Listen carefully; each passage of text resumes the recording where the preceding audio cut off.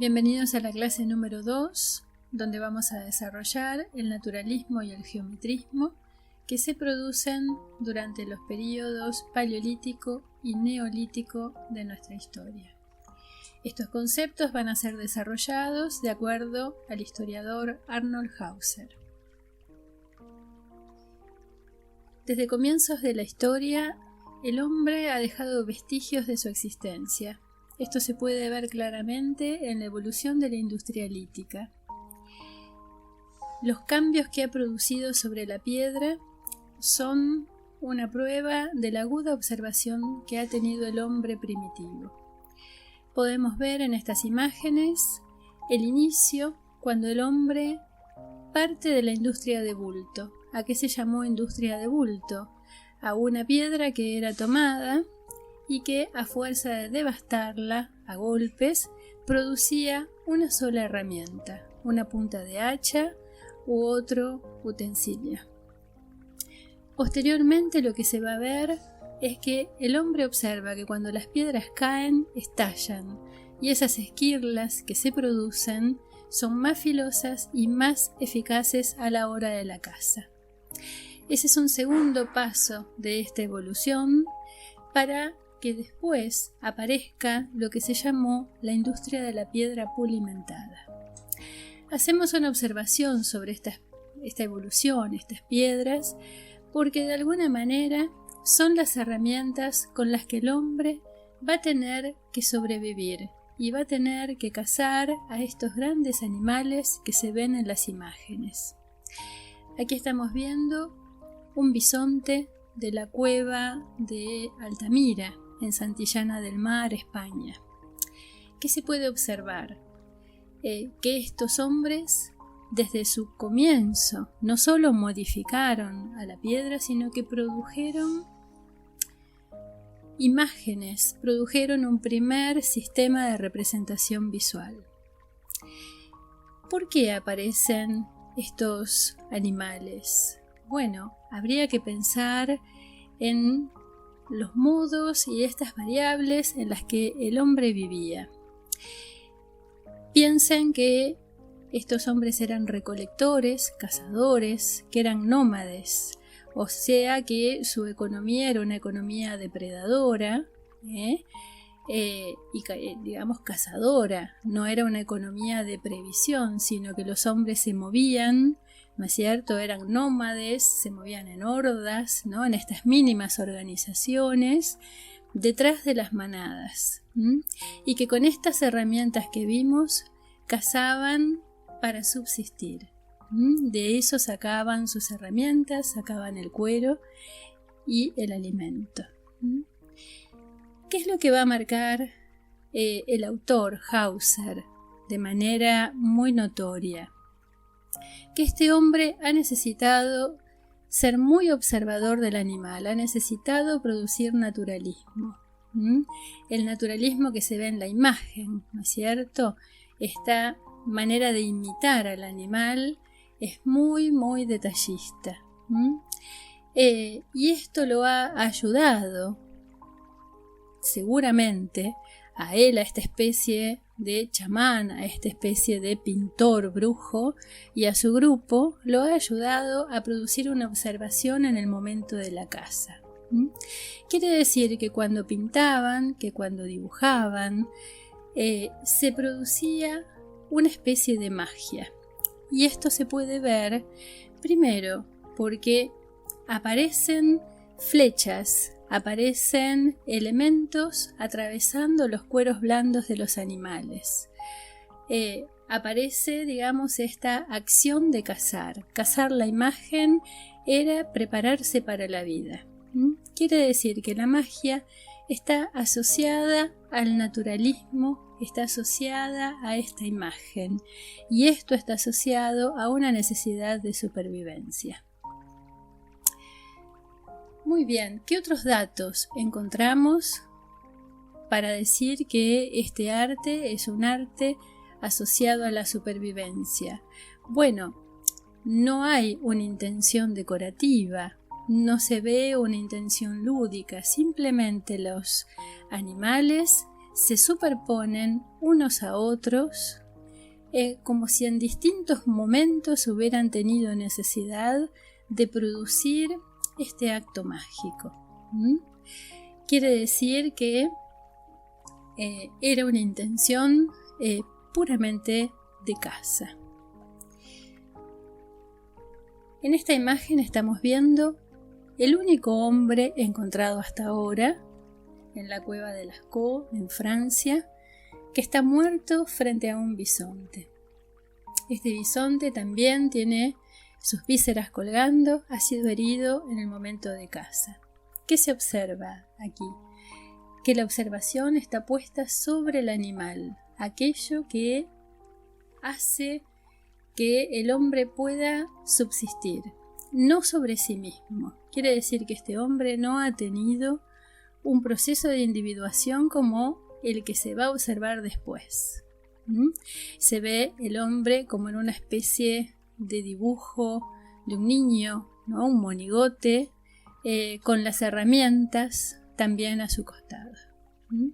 Esto es uno de los pocos casos en donde se ha encontrado esta presencia, por lo menos en el Paleolítico. Todos son animales. Y todos estos animales en general están dibujados de perfil, optimizan la imagen, nos dan datos de sus masas corporales, de su tamaño, de sus patas, de sus cuernos, de todo aquello de lo que este hombre ha tenido que cuidarse. Piensen que es un hombre cuyos huesos no han dado más datos de una vida mayor a 20 años. La vida ha sido difícil. En tiempos de glaciación, donde han tenido que ir detrás de las manadas, ¿sí? Y también cubriéndose del frío dentro de las cuevas que hoy se encuentran a lo largo de toda Europa y algunas también en América. Aquí vemos un animal tallado en piedra, donde hay como una decisión de dar vuelta el cuello, de que el animal mire hacia atrás para que pueda entrar en el trozo de material encontrado. Pero los detalles, el naturalismo sigue siendo siempre esta característica del Paleolítico. Así como ha sido muy detallista y muy observador con los animales, y esto tiene el porqué de la supervivencia, también lo ha sido con su propio grupo. En este caso hay una observación sobre la reproducción de la mujer. Aparece la Venus de Willendorf en un yacimiento de lo que actualmente es Alemania. ¿Y qué se puede ver? Que están exagerados, que están con un naturalismo muy detallista, trabajados todos los órganos reproductivos. Las caderas ensanchadas, por eso se le llaman las Venus esteatopigias, el ombligo, las panzas, ¿no? De una mujer que ha tenido continua reproducción y amamantamiento. Y no así, no aparece el detalle en sus caras, no aparece el detalle en los brazos, no aparecen los pies. Pues, ¿qué sentido ha tenido la mujer? El sentido también de la reproducción y la supervivencia de esa horda, de esa comunidad de hombres. Esto es muy importante. Estas estatuillas se encuentran en los fondos de las cuevas, seguramente el lugar donde la mujer permanecería con los niños.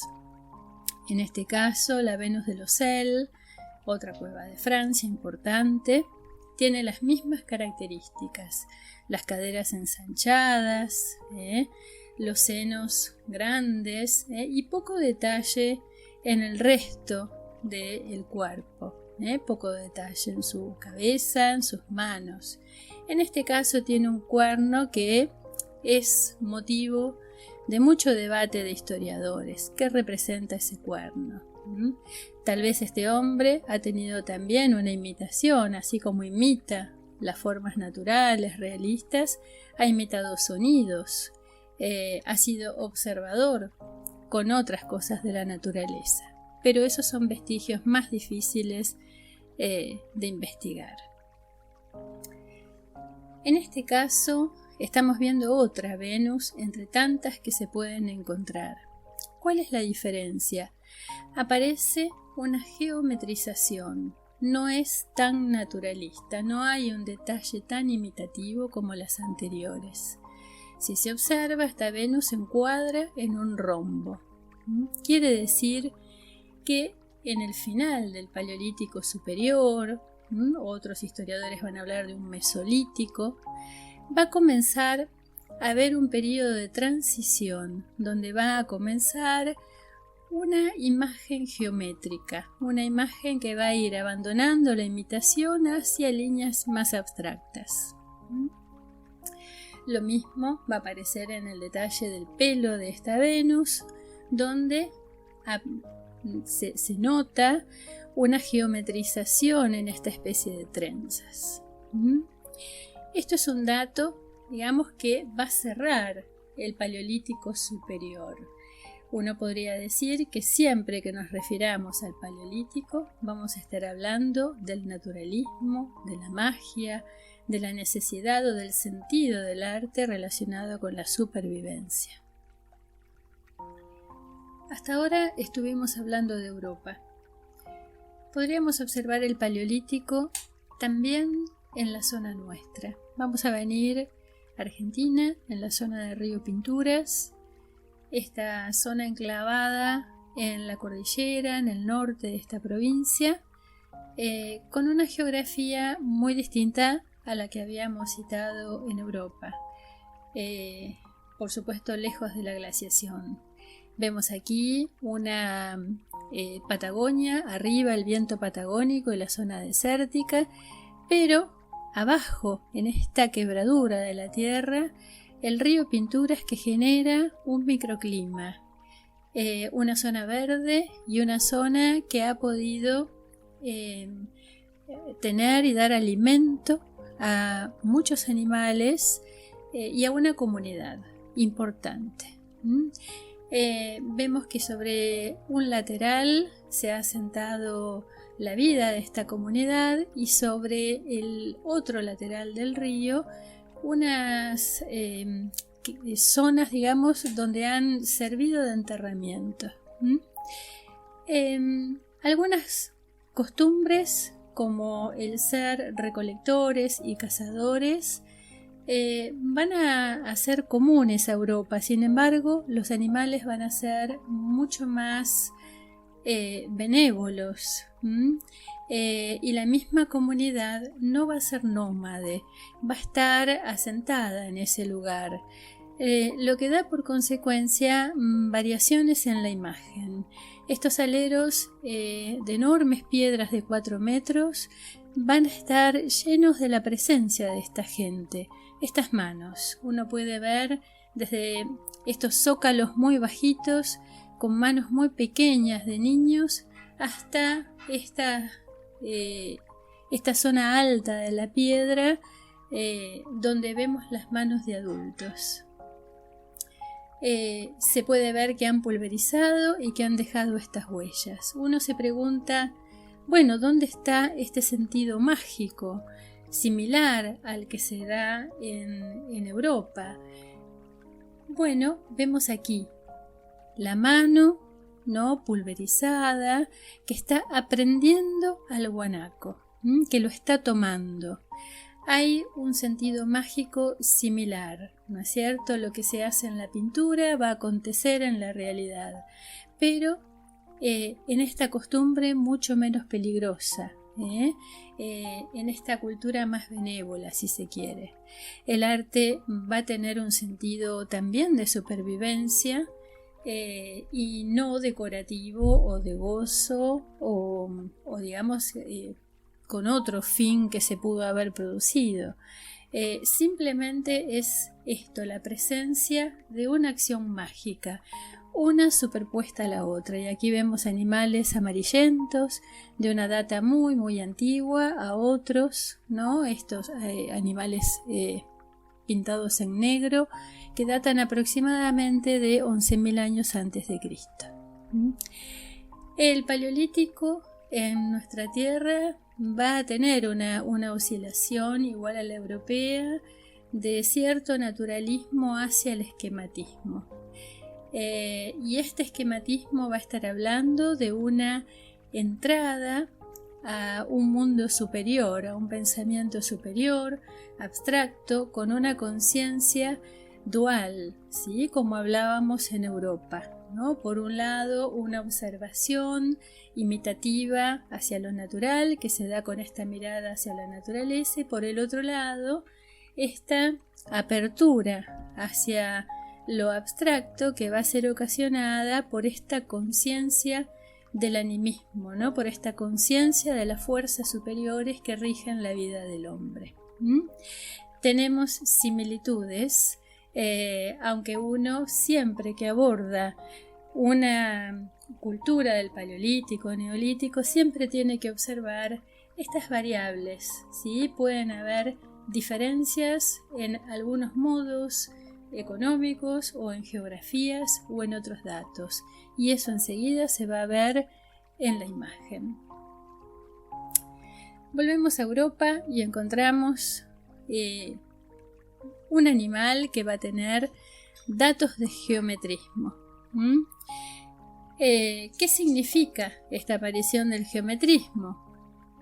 Bueno, que se está produciendo un cambio a nivel económico, a nivel de organización social, a nivel de sistema de creencias. Algo está pasando para que el hombre cambie la figura, pues ya no la pinta como la ve, sino que la pinta como la conoce, y eso va a comenzar a marcar lo que vamos a llamar periodo neolítico.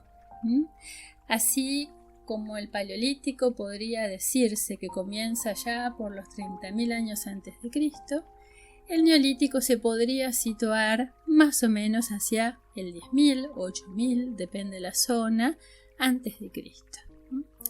¿Qué se va a ver?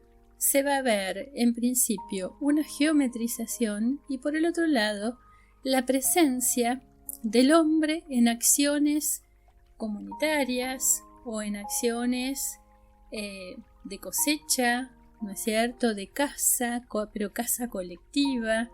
Van a comenzar a aparecer grupos que desbarrancan animales en laderas, grupos de cazadores. Empieza a haber una organización grupal, lo que significa que el Neolítico va a dar cuenta rápidamente de un cambio importante, que va a ser la organización social, pues las comunidades van a tender a ser sedentarias, y estas comunidades que se asientan van a tener una economía de previsión distinta a la anterior. Van a cultivar, van a cosechar y van a acorralar a sus animales, lo que entonces promueve una seguridad, pues ya no tienen que desplazarse detrás de las manadas, ya no tienen que vivir de manera nómade como sus antepasados. Este cambio va a ser fundamental. Aparece este arte sagrado, los menhires, los dólmenes, ¿sí?, que llaman la atención.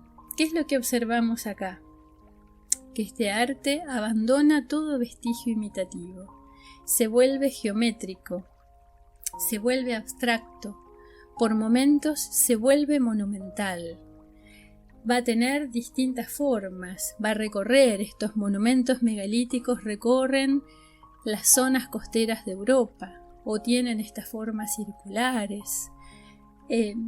Lo que está hablando de un fuerte sentido sagrado. Están evocando ese mundo abstracto, este mundo que pertenece a las fuerzas de la naturaleza, a otras fuerzas que el hombre no domina.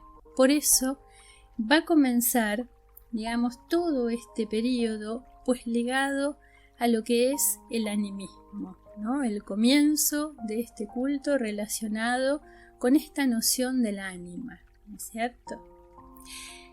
Bien, quiere decir que el hombre abandonó el naturalismo porque verdaderamente cambió toda su estructura social, pues el hombre del Paleolítico no ha tenido tiempo de sentir, de descubrir este mundo abstracto que todos somos conscientes hoy. Este cambio se va a producir en el Neolítico hasta hoy. Y entonces va a producir un sujeto distinto, un sujeto con un pensamiento simbólico, con un pensamiento abstracto, con una conciencia, ¿no?, de su existencia muy diferente. Acá estamos viendo los ídolos cicládicos, ¿sí? Son ídolos que aparecen en las islas del mar Egeo, ¿no? Una cultura previa a lo que va a ser la cultura griega. Y estas características que tienen los ídolos cicládicos son verdaderamente abstractas totalmente. Quiere decir que evocan a un sujeto, evocan a un ser, es una cabeza con una nariz geometrizada, y eso es suficiente para evocar a un sujeto. Y un sujeto que aspira a un pensamiento superior, por lo tanto, se elevan sus cuellos, se eleva su cuerpo, por momentos también sus pies se elevan del piso, ¿sí? Va a tener una intención de elevarse a un pensamiento superior. Esto es característico del Neolítico, ¿sí? Y aquí aparece lo que es un ídolo cicládico, ¿no?, que se lo asocia a este tocador de lira, con estas características, ¿sí? Alguien que se hace presente no solo con una cultura diferente, ya no es un cazador, es alguien que tiene una cultura de previsión, que está organizado y que tiene este tiempo para el ocio, ¿no?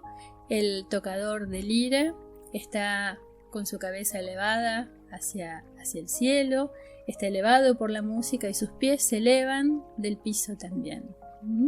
Pero todo su estilo es un estilo geométrico, un estilo, se podría decir, esquemático, que tiende a la abstracción. Por lo tanto, a lo largo de la historia vamos a ver que la aparición de lenguajes naturalistas va a tener que ver con una necesidad concreta de observar la realidad, el entorno del individuo por algo en particular.